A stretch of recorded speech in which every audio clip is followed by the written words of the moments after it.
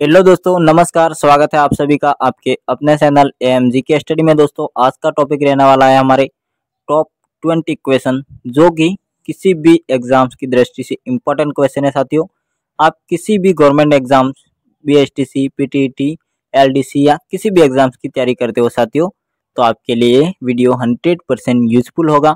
तो आप वीडियो के साथ अंत तक जरूर बने रहें। तो ठीक है साथियों, हम बिना देरी के वीडियो को स्टार्ट करते हैं। आपका पहला प्रश्न देखिए साथियों, महात्मा बुद्ध निम्नलिखित में से किस राजा के शासनकाल में कौशाम्बी गए थे? बताइए साथियों, महात्मा गौतम बुद्ध इनमें से किन राजा के शासनकाल में कौशाम्बी गए थे? तो आपका सही जवाब हो जाएगा साथियों ऑप्शन सी। कौशाम्बी में किसका शासन था? उदयन का। ठीक है, तब कौन गए थे? महात्मा गौतम बुद्ध कौशाम्बी। तो ठीक है साथियों, चले नेक्स्ट। अगला प्रश्न देखिए साथियों, निम्नलिखित में से कौन प्राचीन भारत में सबसे बड़ा और सबसे शक्तिशाली गणतांत्रिक राज्य था? बताइए साथियों, सबसे बड़ा और सबसे शक्तिशाली गणतांत्रिक राज्य बताना है। तो आपका सही जवाब क्या हो जाएगा साथियों? सही जवाब हो जाएगा ऑप्शन बी, यानी वैशाली के लिच्छवी। ठीक है साथियों, याद रखिएगा, वैशाली के लिच्छवी प्राचीन भारत में सबसे बड़ा और शक्तिशाली गणतांत्रिक राज्य था। ठीक है ना, चलते हैं नेक्स्ट।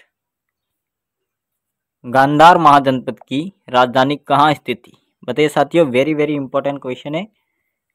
गांधार महाजनपद की राजधानी कहाँ स्थित थी? साथियों, अगर आपको इस क्वेश्चन का आंसर पता है या आगे जो भी क्वेश्चन हम पढ़ेंगे इनका आपको आंसर पता है, आप जानते हो पहले से, तो आप कमेंट बॉक्स में कमेंट जरूर कर दीजिएगा। तो आपका सही जवाब क्या हो जाएगा साथियों? सही जवाब हो जाएगा ऑप्शन बी, यानी तक्षशिला। ठीक है साथियों, गांधार महाजनपद की राजधानी थी तक्षशिला। चले नेक्स्ट।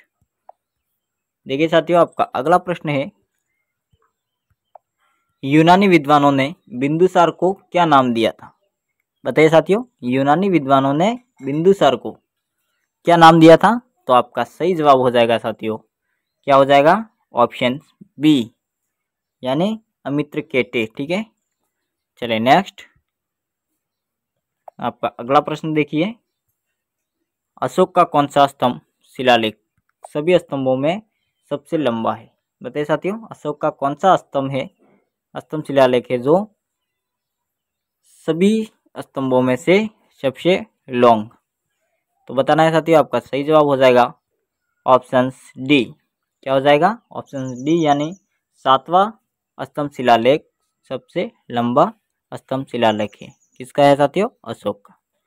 याद रखिएगा, वेरी वेरी इंपॉर्टेंट क्वेश्चन है। कभी न कभी हर एग्जाम में अशोक के रिलेटेड एक या दो क्वेश्चन आपको हर एग्जाम में देखने को मिलेंगे। ठीक है ना, अगला प्रश्न देखिए साथियों, आपका अगला सवाल है, शुंग वंश का संस्थापक कौन था? बताइए साथियों, शुंग वंश का संस्थापक बताना है कौन थे? तो आपका सही जवाब क्या हो जाएगा साथियों? सही जवाब हो जाएगा ऑप्शन ए, यानी पुष्यमित्र।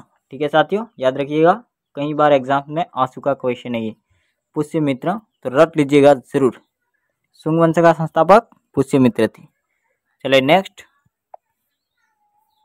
तो अगला प्रश्न देखिए, महाभाष्य किसने लिखा था?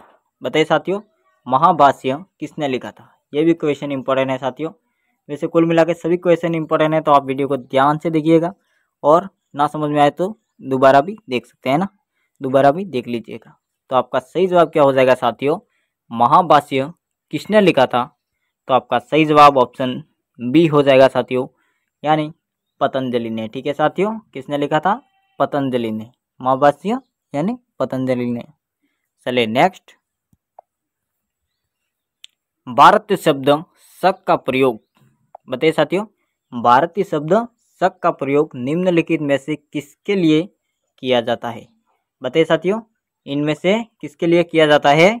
तो आपका सही जवाब हो जाएगा साथियों ऑप्शन बी, यानी सिथियन के लिए। ठीक है साथियों, ऑप्शन बी आपका राइट होगा, सिथियन के लिए उपयोग में किया जाता, हाँ प्रयोग में किया जाता है ना। चले नेक्स्ट। अगला प्रश्न देखिए साथियों, निम्नलिखित में से किसने गाथा सत्तासाई की रचना की? बताइए साथियों, गाथा सत्तासाई की रचना किसने की थी इनमें से? तो आपका सही जवाब क्या हो जाएगा साथियों, बताइए, जल्दी कमेंट कर दीजिए, आप सभी को पता होगा शायद। तो दोस्तों आपका सही जवाब है ऑप्शन सी। ठीक है साथियों, किसने की थी? हाल ने। याद रहेगा साथियों, गाथा सत्तासाई की रचना हाल ने की थी। ठीक है, चले साथियों नेक्स्ट। चले अगला प्रश्न देखिए, भारत में कुषाण साम्राज्य के संस्थापक कौन थे? बताइए साथियों, भारत में कुषाण साम्राज्य के संस्थापक कौन थे? तो दोस्तों आपका सही जवाब हो जाएगा ऑप्शन बी हो जाएगा। ठीक है, ऑप्शन बी यानी कुजुल कडफिसेस। ठीक है साथियों, नाम याद रहेगा, कुषाण साम्राज्य के संस्थापक थे कुजुल कडफिसेस। ठीक है साथियों, चले नेक्स्ट। तो चलो देखिए साथियों, अगला प्रश्न, कल्पसूत्र की रचना किसने की? आप सभी को पता होगा दोस्तों, एक बार कमेंट जरूर कर दीजिए, आप कमेंट कर दीजिए। चलो जल्दी जल्दी 5 सेकंड में कमेंट कीजिए। तो दोस्तों आपने कमेंट कर दी, या आपको नहीं पता हो तो देख लीजिए।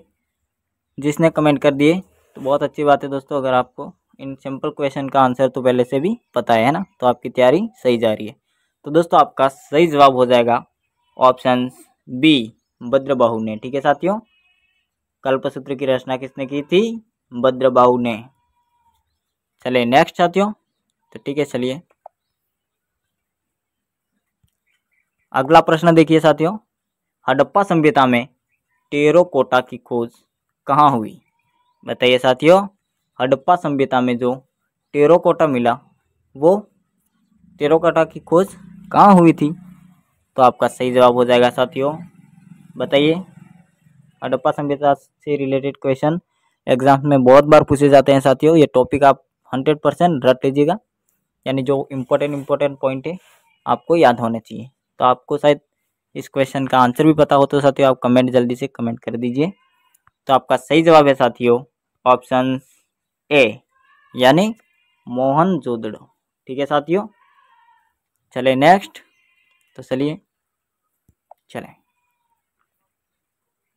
देखिए साथियों, आपका अगला प्रश्न, सिंधु घाटी सभ्यता में विशाल अन्नागार कहाँ मिला है?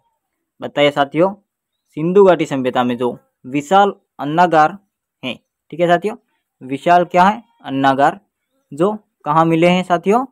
तो आपका सही जवाब हो जाएगा ऑप्शन ए। क्या हो जाएगा साथियों? ऑप्शन ए आपका राइट हो जाएगा, मोहनजोदड़ो में अन्नागार मिले हैं। तो ठीक है साथियों, चले नेक्स्ट। देखिए अगला प्रश्न है आपका, हड़प्पा सभ्यता में निम्न में से किसकी पूजा नहीं की जाती है? क्या बताना है साथियों? हड़प्पा सभ्यता में निम्नलिखित में से, यानी निम्नलिखित यानी शिव, मातृ देवी, विष्णु, पीपल वृक्ष, तो इनमें से क्या बताना है आपको? जिसकी पूजा नहीं होती है, ये बताना है। ठीक है ना, पूजा नहीं होती है। तो आपका सही जवाब क्या हो जाएगा? सही जवाब हो जाएगा साथियों आपका ऑप्शन सी, यानी विष्णु की पूजा नहीं होती है। ठीक है साथियों, भगवान विष्णु की पूजा हड़प्पा सभ्यता में नहीं करते थे, है ना। तो चले साथियों नेक्स्ट, समुद्रगुप्त का उत्तराधिकारी कौन बना? बताइए साथियों, वेरी वेरी इंपॉर्टेंट क्वेश्चन है, समुद्रगुप्त का उत्तराधिकारी कौन बना? तो आपका सही जवाब बताना इनमें से साथियों, जल्दी से बताइए। तो आपका सही जवाब मैं बता दूं, आपका राइट आंसर हो जाएगा ऑप्शन बी। क्या हो जाएगा साथियों? ऑप्शन बी हो जाएगा, यानी चंद्रगुप्त सेकेंड। याद रखिएगा, चंद्रगुप्त सेकेंड आपका सही जवाब है। तो चलिए नेक्स्ट, अगला question very very important question है साथियों, गौतमी पुत्र सतकर्णी की उपलब्धियों का नासिक शिलालेख किसने लिखा? बताइए साथियों, गौतमी पुत्र सातकर्णी की उपलब्धियों का जो नासिक शिलालेख है, जो किसने लिखा है? नासिक शिलालेख किसने लिखा? तो आपका सही जवाब हो जाएगा साथियों ऑप्शन बी। क्या हो जाएगा? ऑप्शन बी आपका राइट है, यानी गौतमी ने। ठीक है साथियों, गौतमी पुत्र सतकर्णी नहीं कर देने का, यानी गौतमीपुत्र सतकर्णी यहाँ नाम आया तो इसके रिलेटेड ये मत लगा देना। तो आपका सही जवाब क्या है साथियों? गौतमी है ना। तो चलिए नेक्स्ट अगला प्रश्न देखिए साथियों, कौन सी रचना वेदों के सूक्तों की गद्य रचना है? बताइए साथियों, इनमें से कौन सी रचना है जो कि वेदों के सूक्तों की गद्य रचना है? ब्राह्मण, वेद, पुराण या उपनिषद? तो साथियों आपका सही जवाब हो जाएगा ऑप्शन ए। क्या हो जाएगा साथियों? ऑप्शन ए ब्राह्मण। तो चलिए नेक्स्ट साथियों, चले देखिए साथियों, आपका अगला प्रश्न है, तमिल कविताओं का ओडिसियस किसे कहा जाता है? क्या बताना है साथियों? तमिल कविताओं का ओडिसियंस किसे कहा जाता है? तो आपका सही जवाब हो जाएगा साथियों ऑप्शन बी मनी मेकलाई।